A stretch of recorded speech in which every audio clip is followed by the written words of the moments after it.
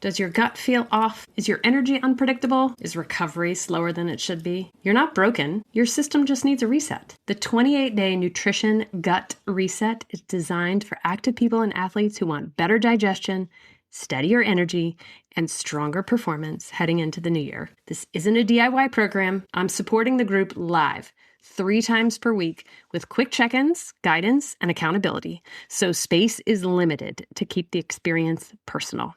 We kick off January 1st, and the last chance to join is January 5th. No extremes with this, no guesswork, just a smart, structured reset with people who train and live just like you do. Learn more and save your spot at theenduranceedge.com/reset. Start the new year feeling better from the inside out. If this sounds like what your body's been asking for, don't wait. January 5th is the final cutoff. Join us at theenduranceedge.com/reset. All right. Welcome back to the Find Your Edge podcast. I'm so excited for this topic and our guest. So we're going to jump right in. Welcome, Abby. I would love for you to introduce yourself, tell us who you are, how you got into this, tell us about your practice and all that good stuff. So take it away. Great. Well, I'm happy to be here. Thanks for the invitation.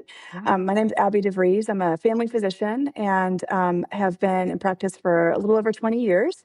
And about 4 months ago, I started my own direct primary care practice, really focused on women in midlife, so in that kind of late 30s to early 60s range. And over the last couple of years, I've really kind of dived deep into menopause and perimenopause care, still learning as the rest of the medical community is as well, but have really tried to learn as much as I can about how to help women really thrive in this phase of life and then age strong. So I'm doing a lot of menopause hormone therapy along with all the preventive management and chronic disease management. So that's awesome. And just a little plug, you are, for those of you who are listening in the Triangle area, you're in Chapel Hill. Yes, I'm Chapel Hill. My office is in Durham. I do a lot of care virtually. I can see anybody in North Carolina, and also if people live really close to me, I'll actually do a home visit. But a lot of care is done in my office in Durham. So very cool. All right, so you mentioned the direct primary care model. Tell me how that's different than what we're typically used to, and from something like concierge medicine. Yeah. So direct primary care is a model that has been growing really steadily since just before COVID. And it's a membership-based primary care model where you pay a monthly fee and kind of have pretty guaranteed access same day or next day, longer visits, ability to access your physician via text or email or a quick phone call because you're not kind of tied to that visit. The provider isn't kind of dependent on that visit for the revenue, smaller panels, and just a much more approachable aspect. You can, if you have a high deductible health plan, submit your membership fees to the HSA and get reimbursed pre-tax on that. But we typically don't bill insurance, so we're not double dipping like a concierge model where typically people will bill insurance and then pay a kind of retainer fee. So it's a one fee kind of for most services within the kind of primary care scope. Okay, cool. That was a great explanation. So what led you into getting deeper into understanding these women at this wonderful time of life? Yeah. Well, as it often happens, I kind of reached that phase of life myself, but also was doing a week-long continuing education. Harvard does really great primary care training every March, and 1 hour of this, 40 plus hours of training was on menopause, and it really piqued my interest. And I realized that what I had been taught in medical school, I was in medical school when the WHI trial came out in 2001. I really kind of had not learned what the facts were. And then also there's been new data that's come out to really show the safety and real benefit potentially for hormone replacement therapy. And so I've just tried to learn everything I can. And it's kind of through podcasts and books. And there's some really great female physicians kind of leading the charge on this. And I'm happy to be on board. That's so awesome. We'll have to get into like some of your heroes at the end here. Yeah, I have some props. Yes. Oh, so good. Okay, great.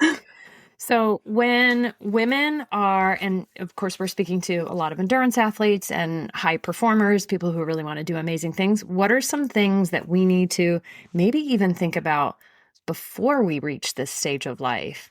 And then as we ease into it, what are some of the things that we're looking for from a symptom perspective?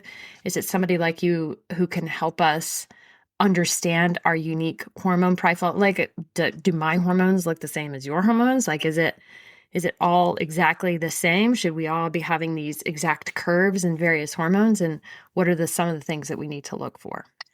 Yeah. So if you're, premenopausal, anywhere kind of generally younger than your late 30s, if it's the typical pattern, you should be having regular cycles unless you're doing some sort of hormone therapy that, birth control or an IUD that would make you not have a cycle. So you should be having regular cycles, and the bleeding should be manageable. And that would indicate that you're sort of having the typical rise and decline of FSH that triggers the estrogen and progesterone to cycle. And so that would be considered, normal menstrual functioning. And then, one thing that happens often with endurance athletes, as you know, is periods of amenorrhea.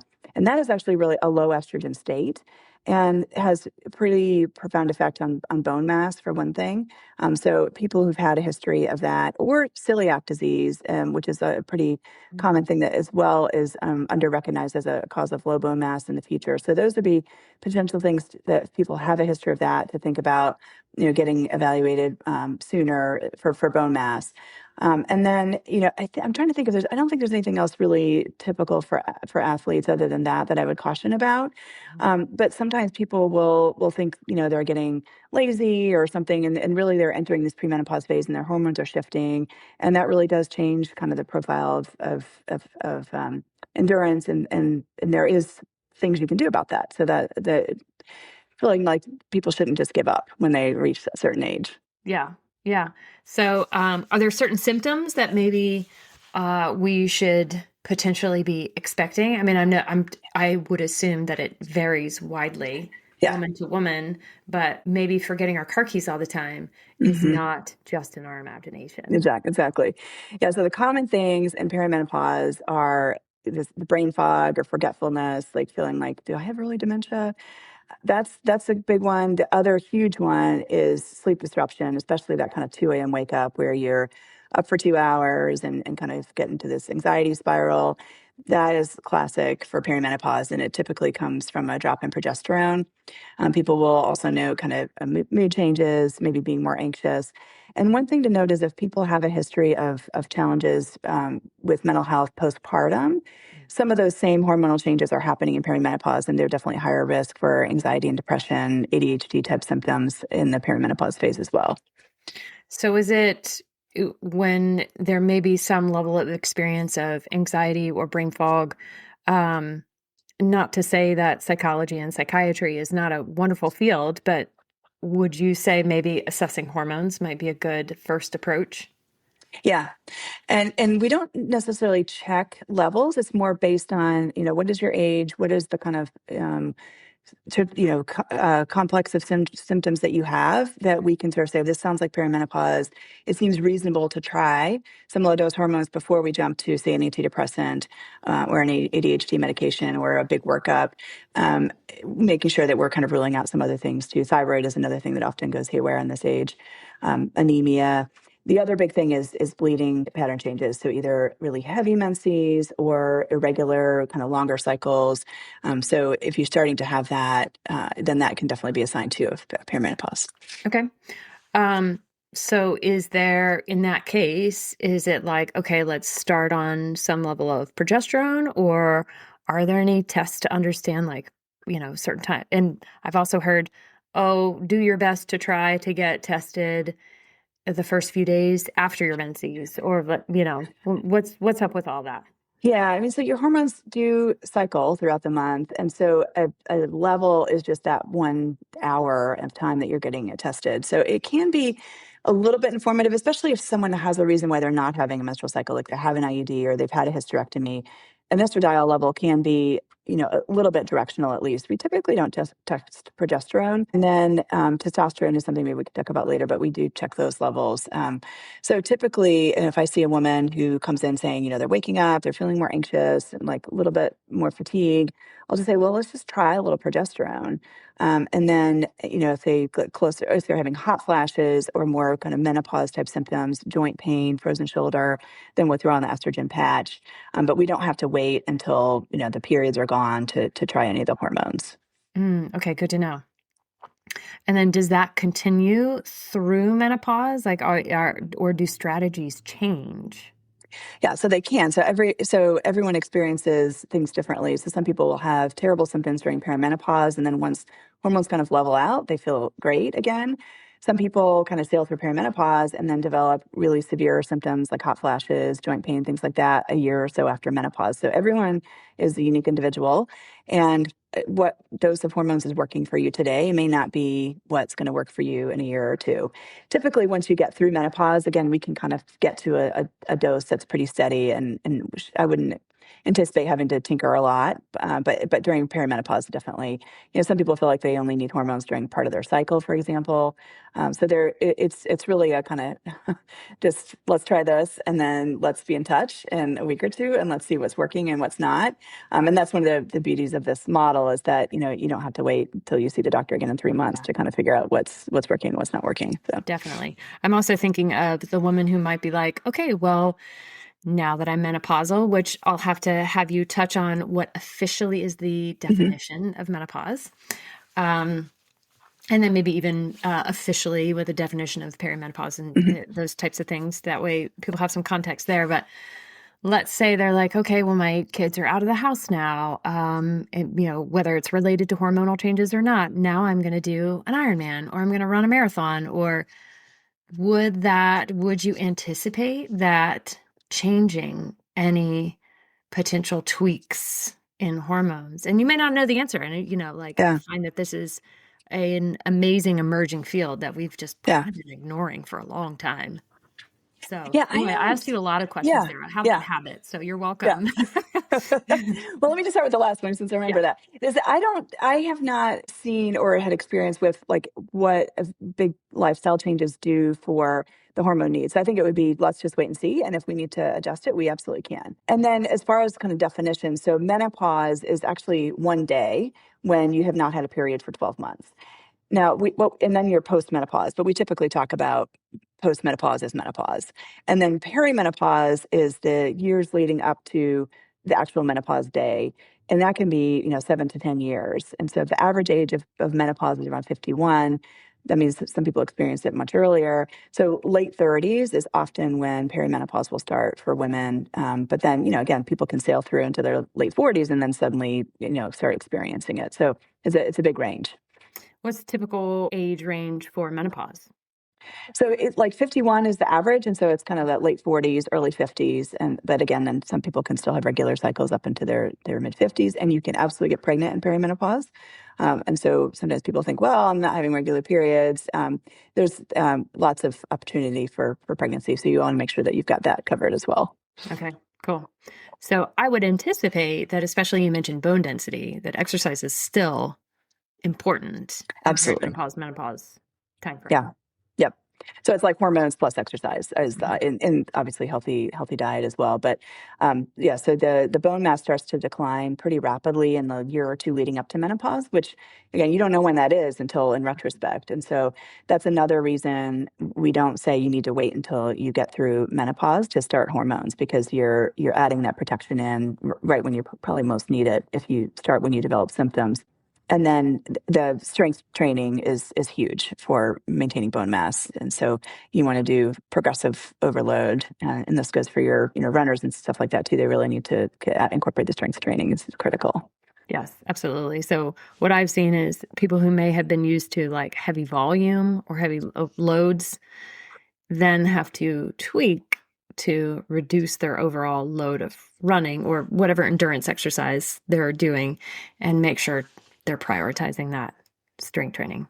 Yeah. So, okay. Yeah. That's And good. not the pink 3 pound ones, but you need to be Oh my goodness. progressively adding. Yeah. Yes. You just touched on a massive nerve of mine. Ladies, pick up the big things, Yeah. please. Yeah. Obviously, Yep. do so wisely.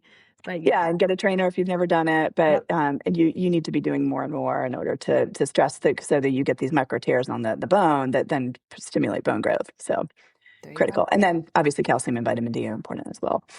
Absolutely. Cool. Okay. So getting back to some hormones. We like it snuck out of your mouth, but I know that you have more to say out of it about testosterone. So I know that women actually make it, right? But Hmm. what's the amount? What should we lean towards? How do we know whether we need it? So, Yeah. and then are there certain types that you prefer to use and why? Yeah. So maybe let me back up and talk about estrogen and Yeah, progesterone first. So, please. your ovaries are really your main source of estrogen and progesterone. You get a little bit of estrogen from fat cells, but it's a different type. So essentially, when the ovaries shut down, estrogen and progesterone are gone. And we know there's this massive benefit from estrogen for bone health, also probably cardiac and brain health. So, you get the estrogen on board whenever those symptoms of low estrogen start. Progesterone has to be on board if you have a uterus, because if you don't, you're kind of just stimulating growth of the uterine lining. The progesterone kind of balances that out. So if you have an IUD or don't have a uterus, you don't have to take oral progesterone. But if otherwise, you should be taking probably oral progesterone, which has its own benefits, like I mentioned, especially with the sleep in perimenopause. So sometimes women who don't need it will take it anyway. So that's estrogen. And then there's also vaginal estradiol, which, because we have so many receptors in that area, often the systemic estrogen is not enough. And so I almost universally prescribe vaginal estradiol. It's like, why not? So those are kind of the three that you want to definitely get on board. And then testosterone is a little bit different. Testosterone in men and women, it's starting in their kind of early to mid 30s, starts to gradually decline. It's not like the cliff with estrogen and progesterone. And there's a lot of debate right now about the kind of whether we need testosterone or not. I mean, we still do make it, so it's not like it disappears. And there is definitely the ability to harm with testosterone. So pellets, where you end up with a very high dose, more like a male dose, can cause lasting changes, male pattern baldness, voice deepening, facial hair that does not go away. So you want to be very judicious with testosterone. It is indicated in women for low libido, but there is some thought that it also helps with bone mass, muscle mass, brain fog. And so sometimes I'll use that in perimenopause, like with just progesterone, and then we add in the estradiol later, or with postmenopausal women if they've got all the things on board and they're still struggling with the libido. And then the formulation, there's various ways to do it. So there's not an FDA approved formulation for women. So I typically will use the men's gel that is a daily dose, and a women would use a tenth of that dose a day. That way, you know what you're getting. It just makes it a little messy and hard to measure out. But you can also compound it if people prefer something they just dial up and rub on like a cream. That's perfectly reasonable as well. So that's testosterone. So I think, probably in your community, people are used to thinking of testosterone as like the bodybuilder drug, and we're not using doses like that. And so, if there is an impact on muscle mass, it's probably small, and it probably just has more to do with kind of overall energy level, kind of emotional health that can lead you to perform better physically versus just actual direct effect on the muscle. So is the gel something that you would apply to is it transdermal or is it Yeah. into okay. Yeah, All right. yeah. It's and you can pull it up into a syringe so you can measure it more accurately, or you can just kind of eyeball it, and you put it on areas where you're unlikely to develop hair growth, because you can get hair growth with you have androgen receptors there. So it's pretty safe if monitored. And so that's the one case where we definitely check a level, because there are women who do have kind of higher than average levels already, and you wouldn't want to add more because you could risk the side effects. And then you want to make sure you're not overshooting with the treatment. So typically checking within about 4 to 6 weeks after starting the hormone treatment. What could be some potential symptoms that they would notice if the dose is too high? Yeah. So the hair thinning, acne. The acne would probably be the first one because it would just come up more quickly. Chin Maybe like hairs. androgenic Yeah, hair. Yeah. yeah, Yeah. yeah. And again, that's irreversible. That you probably don't have any singers in your group, many, but like Maybe. they will know. They will know. Professional singers, it would be really cautioned about testosterone, because you can have a voice change that's not reversible. So Yeah. it's definitely the highest risk, I think, of the things that I prescribe. I think estrogen and progesterone seem pretty low risk in comparison, but. Okay.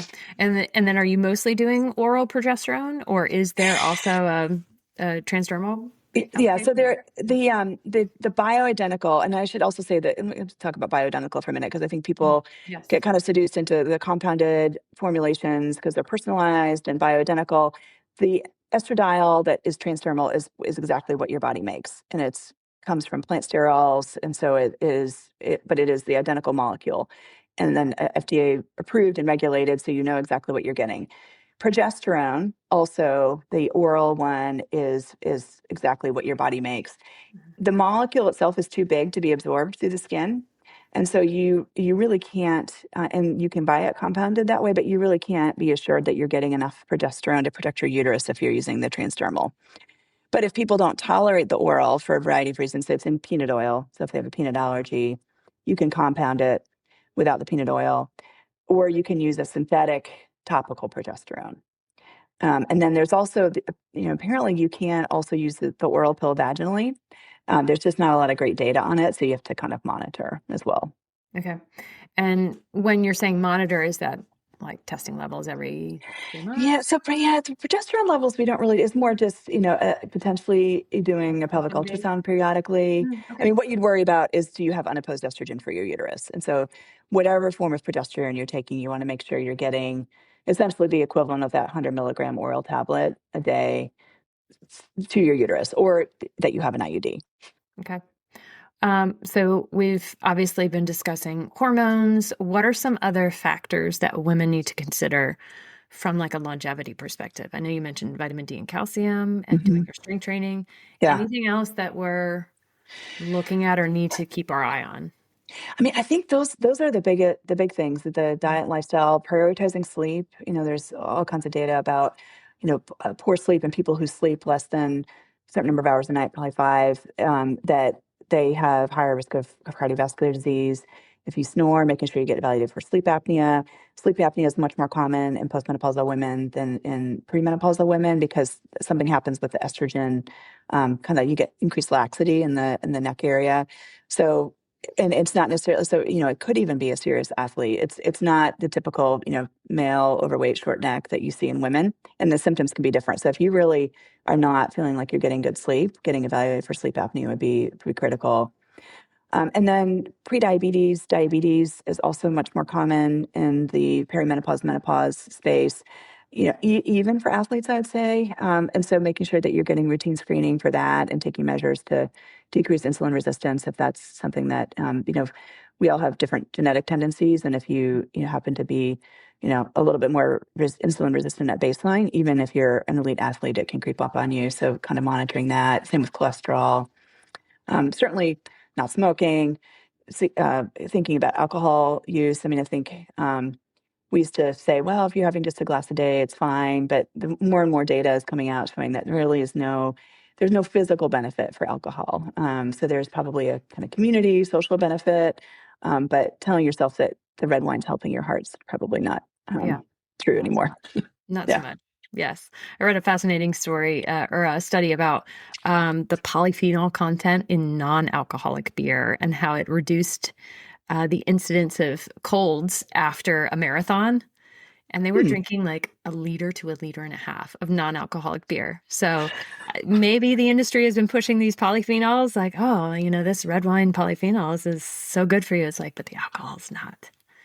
No. And I don't know whether the carbs in the low alcohol beer would be either. So yeah, you still have some. So speaking of insulin resistance and genetic tendencies and perimenopause, menopause, one of the things that I'm always encouraging, and now it's over the counter, folks to get, is if they can bring, and this is a CGM, if they can come at it with a lens of curiosity instead of like, oh, I feel shame that my blood sugar is spiking. Like, oh my gosh, what am I, like, not panicking, just like stepping back, gathering some data, and then making little tweaks. But it seems like from y'all's end that is a hard thing to, even if they're creeping up, that is a hard thing to actually get a prescription for. It's like you have to be. So tell me a little bit about that. I mean, well, for insurance to cover a CGM, you generally have to be on insulin, like a diabetic on insulin. But you're right. I think that they're like $50 now to do a 2-week. You put on for 2 weeks. Yeah, it's like a month is $99. Yeah, and I think that is totally reasonable. And you don't want to get obsessed about it. I mean, I wouldn't say put one on and never stop, but just, do it periodically and understand how your body's reacting. Because some people can tolerate oatmeal because of the fiber content, and other people, oatmeal sends their blood sugar sky high. So it's just understanding what your unique pattern is, and understanding how, if I go for a 10-minute walk after a meal, how much does my sugar drop? And so is that worth kind of investing in? It's just the positive reinforcement and kind of, like you said, understanding your own body. And so I'm a huge fan of that as just a kind of periodic check-in. Yeah. Love that. Very cool. All right. So if we take everything that we just talked about, which was a lot in a very short amount of time, so thank you. What are the top 3 takeaways that you would leave people after this episode?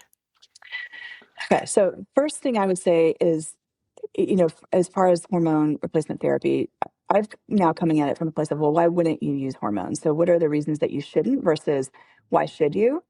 Because of the ability to help you kind of live your best life now and prevent bone loss, likely improve your cardiac risk profile, decrease your risk of dementia.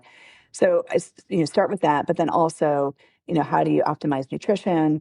And then how do you stay active? And being active is both, cardiac, probably getting in something where you're really getting your heart rate up high to improve your VO2 max. Obviously, the strength training, which we talked about, and then flexibility and balance. So I think that it's sort of a trifecta of, giving yourself what we, evolutionarily would have had probably if we didn't used to die when we were 50.